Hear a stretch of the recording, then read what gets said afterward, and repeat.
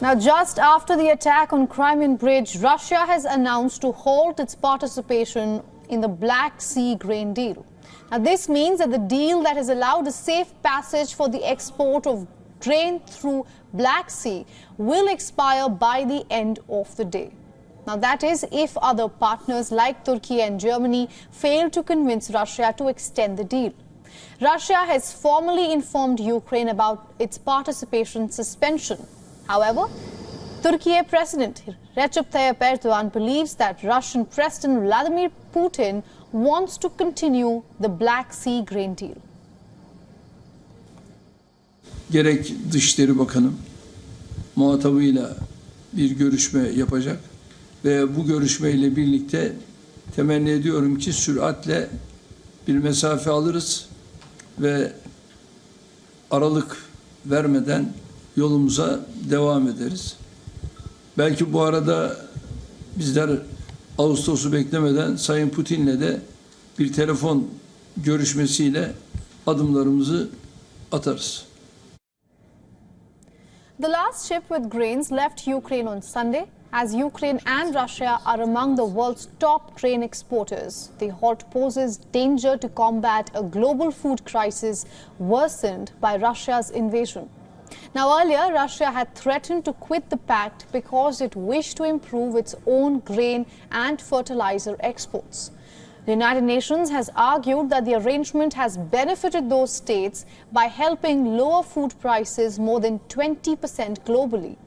Till now, nearly 33 million metric tons of corn, wheat and other grains have been exported by Ukraine.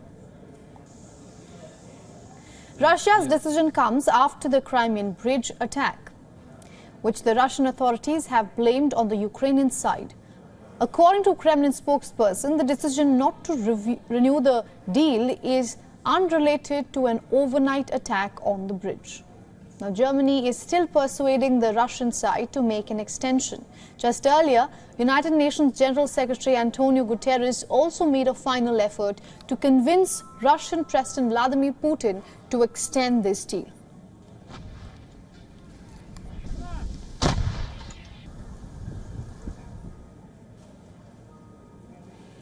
Now, to decode this further and the implications that this could have, Dr. Gilbert Doctorau is joining us live. He is an international affairs analyst, author and historian from St. Petersburg. Welcome to the broadcast, sir. Thank you so much.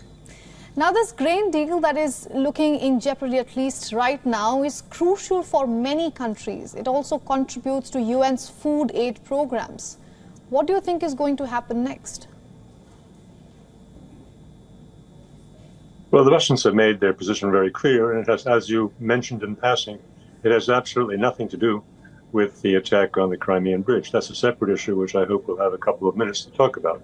But as regards the grain deal, the point is that the UN brokered arrangements between Turkey, Russia, and Ukraine were fulfilled only as regards Ukrainian exports. Those Ukrainian exports, which were substantial, as you indicate, were not going to the beneficiary countries that had originally been considered the prime reason for making this effort to open a channel. That is to say, at least 50% of all the grain exports went to Western Europe and other major industrial countries, and only 50% is recorded as having gone to needy countries.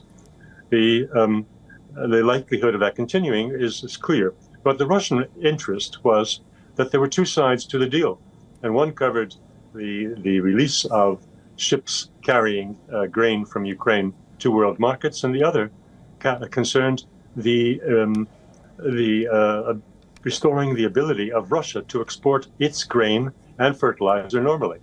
And it cannot do that insofar as the European Union and SWIFT have cut off from access to global finance the banks which have in the past been the operators of grain transactions, that is, that had been financing the grain sales.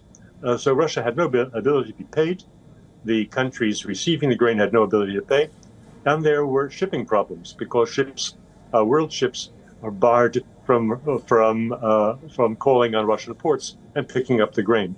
That element, the second half of the grain deal, was never implemented, despite all the fine talk of Mr. Guterres and all the efforts of President Erdogan. It didn't happen.